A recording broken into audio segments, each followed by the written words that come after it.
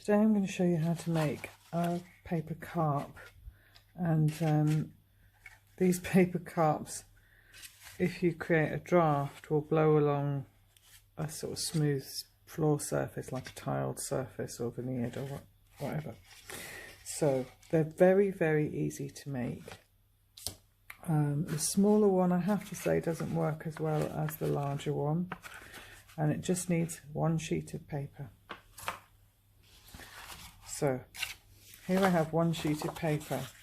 I've painted this using blue acrylic paint, and what I'm going to do is I'm not going to fold it in half, I'm just going to put it in almost half. I don't want fold marks on it, and I'm going to cut a wee slit up there and a wee slit there. So the slits are about 2 to 3 centimetres, and then approximately in the middle of the shorter side I'm going to cut another slit like that.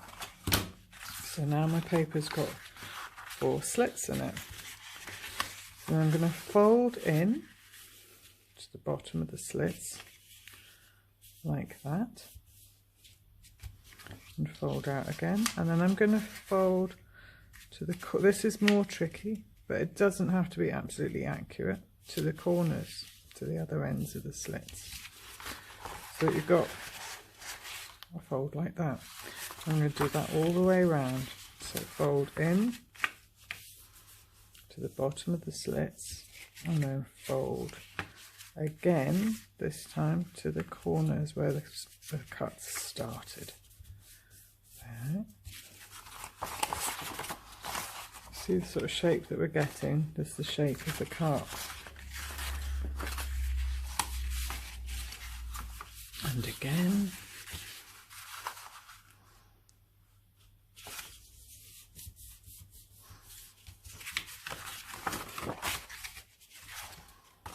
There we go. And one more.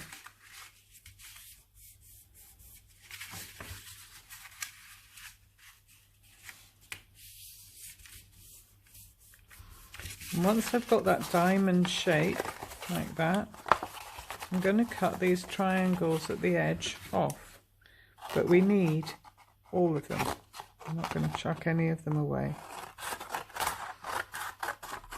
So there's one. Because these are going to form 2 fins, the tail, and the piece underneath the front of the head, which helps to catch the draft that you're going to make. So now I've got that shape, and I want to stick these corners together to make a sort of box.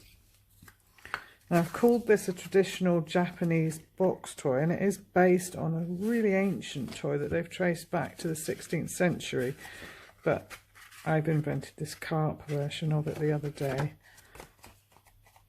And I thought, what is an image that I associate with Japan, and it is carps. So I'm going to fold this one to make it easier for me to find the point of it.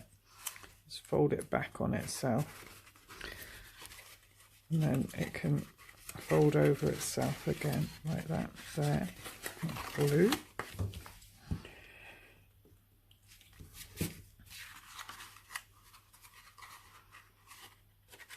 I've got 2 corners.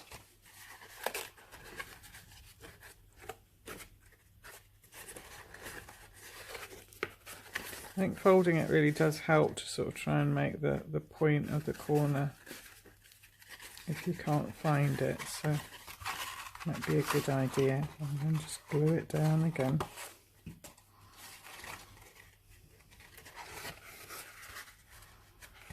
Like that.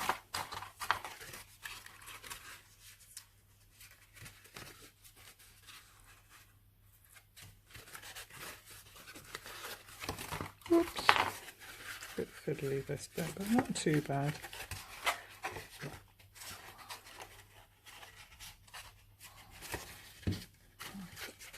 Over there.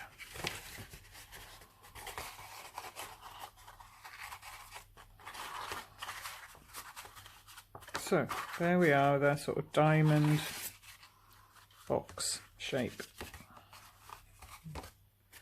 Leave the corners to dry a bit. So then I need 2 fins and a tail. We have, yeah, that one is the tail.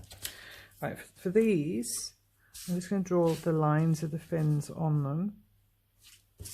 I'm going to go out to, so like that.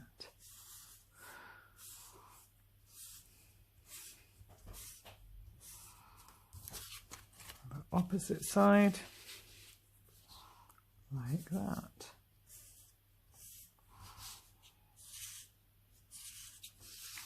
And then the tail will go like that.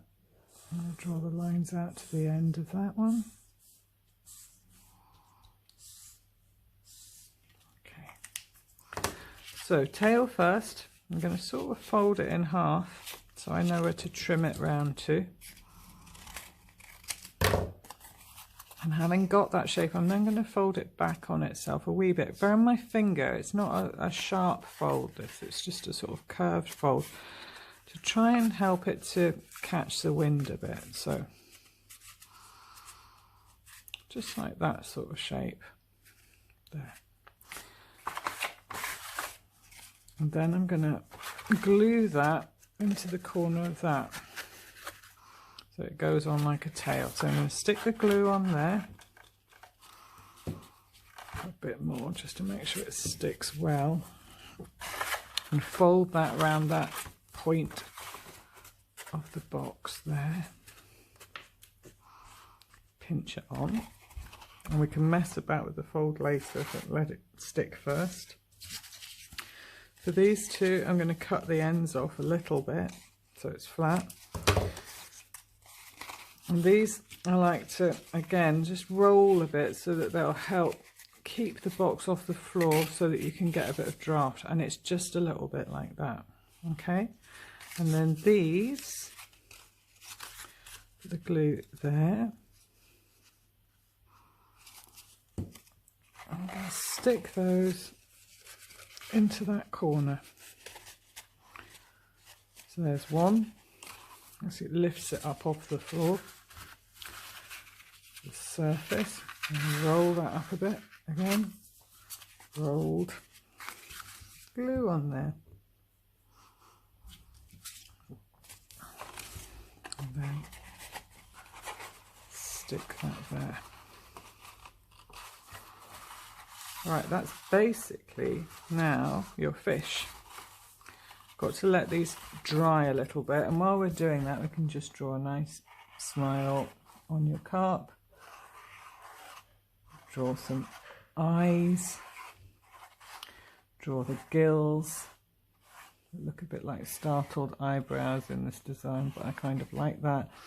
And then you can draw all of your scales. And once you've done that, it's ready to race. Now I think what would be fun is if you've got brothers and sisters, you could make a whole set, or even if it's just yourself, you can make a whole collection of different coloured fish and then race them across the floor.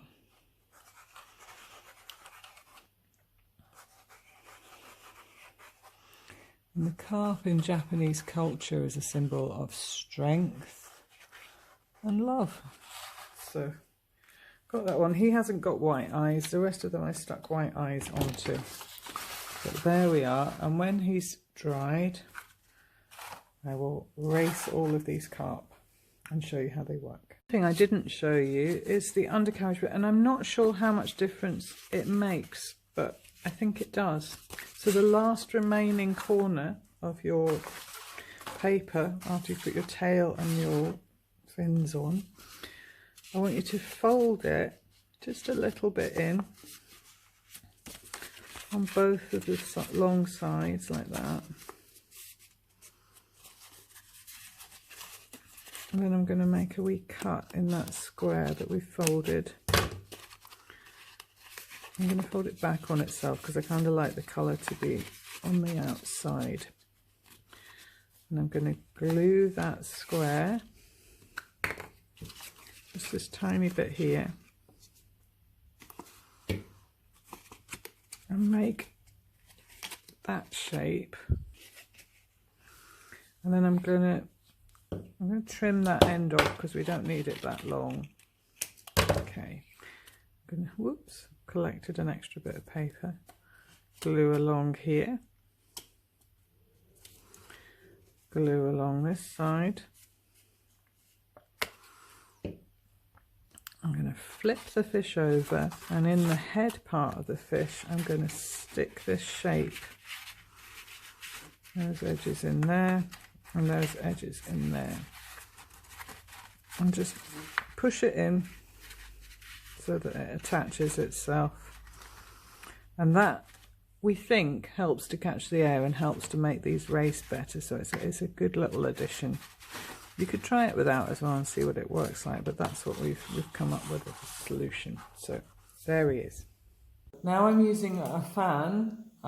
We didn't used to have a fan. I used to use a magazine or a baking tray or anything to make a draft. And you just blow with your fan and race them across the floor.